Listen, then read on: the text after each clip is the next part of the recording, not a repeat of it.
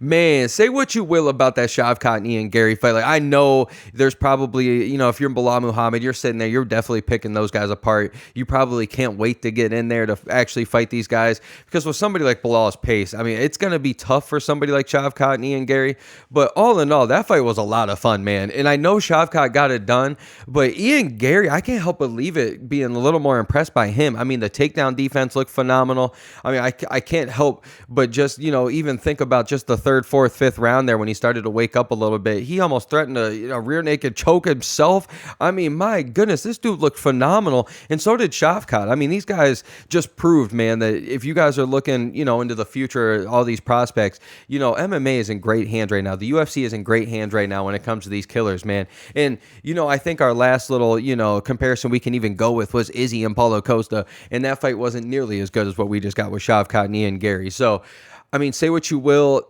Are either of the guys going to beat Bilal Muhammad with that performance? I don't know, man. As much as I don't like Bilal Muhammad, the dude is a killer. He does push a pace that's unreal. So all in all, I mean, most likely Bilal could probably get that done, but you can't deny that Shavkat and Ian Garry both, went out there and just had their stock rise even more. So shouts out to both of them. I mean, right now, Pantoja and Kayasakura right now are in the fight. I think it's 3 minutes and 40 seconds left in the first round. But, all in all, when we talk about UFC 310 right now, I can't go any further without talking about Anthony Smith getting knocked out. And before I get too crazy on him, guys, I know he just lost his trainer. I know he just lost his best friend. And when it comes to me talking about my favorite sport, I don't care what sport it is. I don't care who it is. I'll never go deep on them personally. I'll never beat a guy while he's down, especially something like that. But when it comes inside the octagon performance, man, nothing makes me feel better than seeing Anthony Smith get absolutely handled business, man. Getting destroyed 2 years in a row on my birthday weekend. Khalil Roundtree last year. This year, my man Dom Reyes. Come on, baby. And it looked like he might have retired. So honestly, all in all, you can call me a hater, but we all got athletes we hate, man. And mine just so happened to only be Anthony Smith, basically. So to see that man go, great birthday present. And all in all, though, man, could you imagine if we would have got Nick Diaz tonight? Like, if we really look at the legends, it's sad enough as it is to go out there and watch Chris Weidman get handled the way he gets handled, to see Clay Guida get handled like that. I mean, you can go on the whole list. I mean, but to imagine Nick Diaz out there to get handled like that, oh my goodness, man, that would have been absolutely devastating, especially after Vicente goes out there and does Garimbo like that. I mean, my goodness.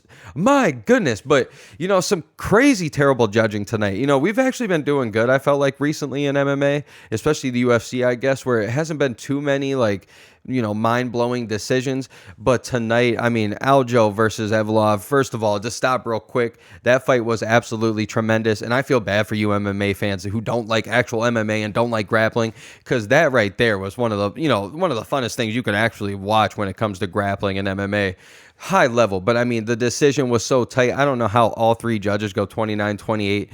Dude, the transitions and everything that was happening in that fight and the scrambles, I mean, good luck judging that fight. I couldn't tell you who won that fight, but Brian Battle and Randy Brown, that one was a toss-up. You just had a lot of hugging on the cage, and of course the whole, Cyril Gane literally left the octagon thinking that he lost, or wishing he would have lost, because let's all be real, Alexander Volkov won that fight. So with this judging, man, it's just so tough, but I get to sit there and watch a fight is tough already. Judging's already one of the worst jobs as it is. Like, if you do something good, people are never even going to acknowledge it, but if you do something bad, people are going to act like you're the worst ever. So, I don't envy any of the judges, but to be fair, man, some of these calls are just so damn terrible, or it's just so one-sided somehow that you sit there and look at the fight and you're like, there's no way that this guy all three judges scored this guy one round. So, it's always going to be a thing with judging.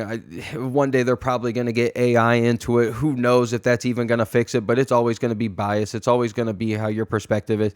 It's always going to go down at the end of the day. If you trained in wrestling or grappling or whatever, jiu-jitsu, you're always going to, side with the grappler. And if you're a kickboxer, boxer, anything like that, you're going to side with the stand-up. So it's the walking contradiction of MMA, and that's why they always say don't leave it up to the judges. But all in all, UFC 310 started hot, but I mean, I got to sit here and just be real, man. How in the world is KRON Gracie in the UFC? I mean, I understand that he almost threatened a submission there and everything, and I know I got absolutely grilled this weekend through my comments.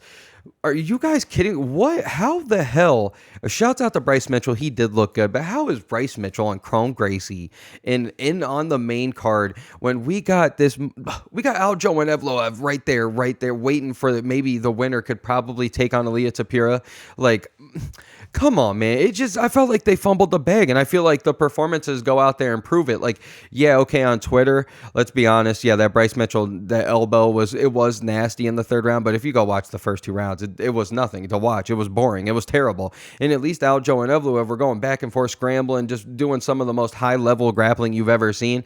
It just makes me so mad. But, shouts out to Duhoi Choi at least, shouting out to him for staying on the main card and actually putting on a great performance and destroying this man, Nate Landwehr. But, I mean, all in all, man, the one thing that I got to sit here and talk about now, that Ciryl Gane going out there, I'm officially over him. I thought that there maybe was a chance that, maybe it was a fluke. Maybe John Jones is just that good. Maybe he just took him down and got it done with. Maybe Francis, he didn't train for Francis to take him down because Francis is a knockout artist.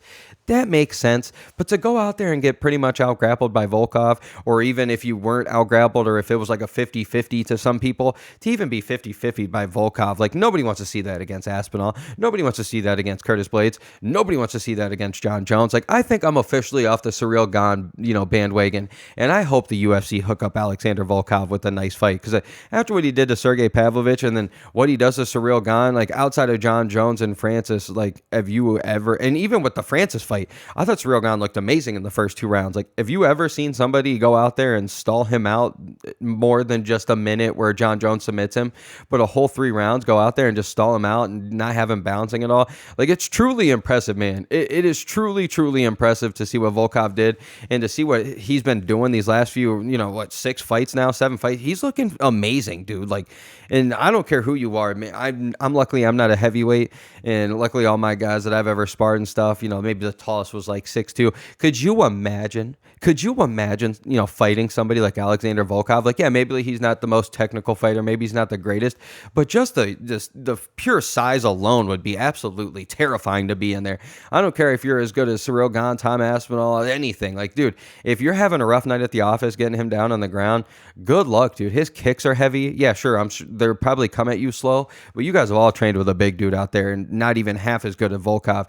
Just one little leg, just how heavy their leg is, man, just throws your whole body, or a punch that they land, it just changes the whole game. I couldn't imagine fighting somebody like Volkov, but of course, pretty much like we're all thinking, I hope Kai Oscar comes out here and somehow can land a knee up the middle, but it looks like Pantoja's pretty much been dominating this whole first round and a half, so, I probably won't be back on to talk about this fight, but dude, seriously, not mad at Ian Garry tonight, not mad at Alexander Volkov. I was, I'm pretty impressed with a lot of guys tonight. Vicente Luque turning the clock back.